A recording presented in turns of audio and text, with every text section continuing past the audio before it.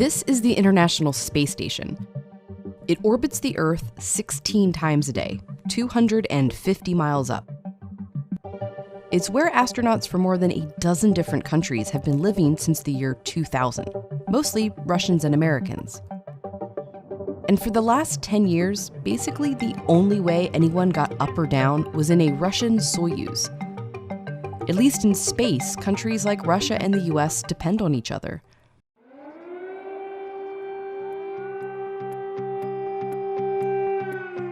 But when Russia invaded Ukraine, the US levied major sanctions in response, including some meant to degrade their aerospace industry, including their space program. The head of Russia's space agency responded that perhaps they'd crashed the space station. They even made a fake video showing Russians leaving an American astronaut and then detaching the Russian segment. Relations between the West and Russia are the tensest they've been since the International Space Station has been in operation. So, what happens to it now?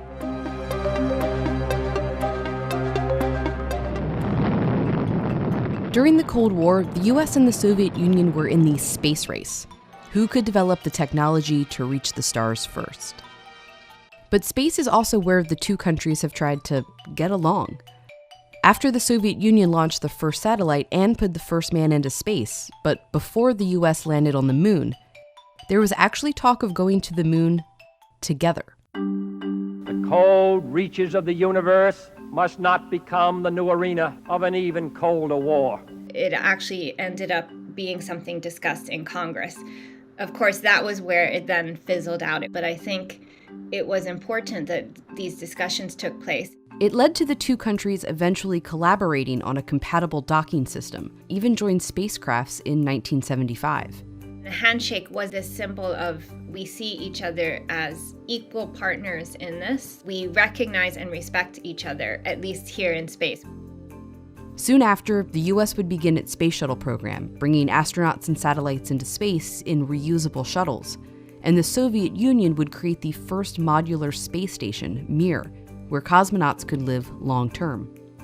At the same time, the US, Japan, Canada, and several European countries began planning to build their own space station together.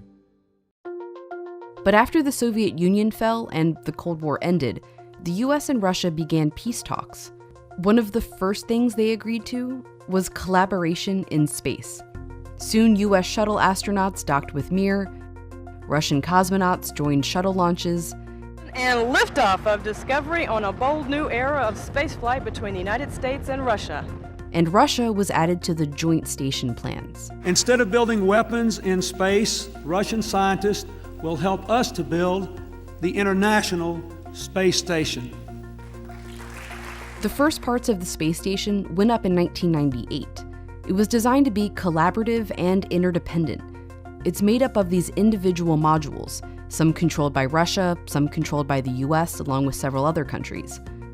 The Russian side controls the navigation, and the US provides most of the electricity. That was a purposeful design to sort of work in international cooperation into the actual technicalities of the space station. They've conducted thousands of experiments to learn about diseases, climate change on Earth, and, importantly for space exploration, whether humans can actually live in space long-term. How does food grow or a human body change? The space station is sort of this major stepping stone for more exploration of space, going back to the moon, onto Mars. It's to learn about human survival in space. And international cooperation in space has largely worked out really well. The US even retired its shuttle program and became completely reliant on Russia's Soyuz rockets to reach the space station. But then Russian tanks, choppers, and troops. Vladimir Putin moves to annex Crimea. In 2014, Russia invaded and annexed Crimea from Ukraine. And the US imposed harsh sanctions. Just like he would again years later, the head of Russia's Roscosmos threatened to pull Soyuz access, suggesting that the US should get to the space station on a trampoline. But the two countries weren't serious about bringing the conflict on Earth to the space station. At least the head of NASA then wasn't worried about the tweets. President Obama and President Putin sort of put a bubble around the International Space Station. And we continued the space diplomatic relationship. That says something about the value of that bilateral relationship. The military has escalated its attacks on civilians. He believes Russia is committing war crimes. He is a war criminal. Today, the diplomatic relationship between the US and Russia is at the lowest point since the Cold War. But the space relationship between them remains fairly untouched.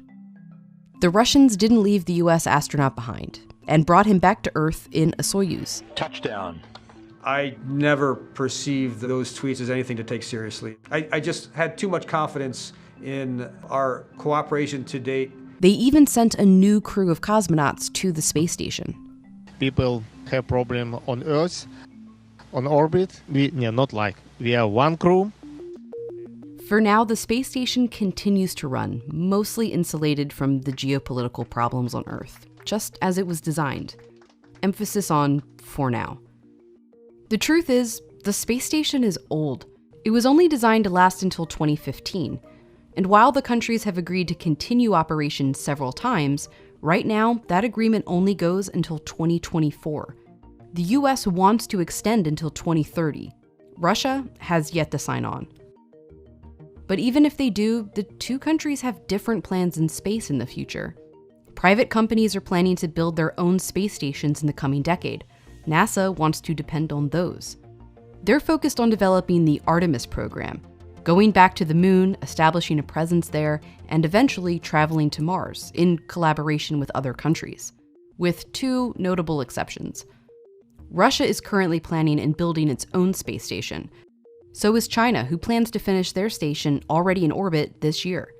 They're also planning a mission to the moon. I think we're still going to see, we must see international cooperation in space, but the question is just which countries will cooperate with which other countries.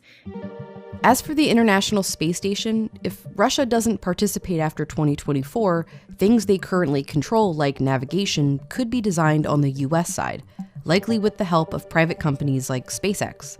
SpaceX is already how many astronauts get to the space station. Their first mission in 2020 ended the dependence on Russia's Soyuz. The trampoline is working. That's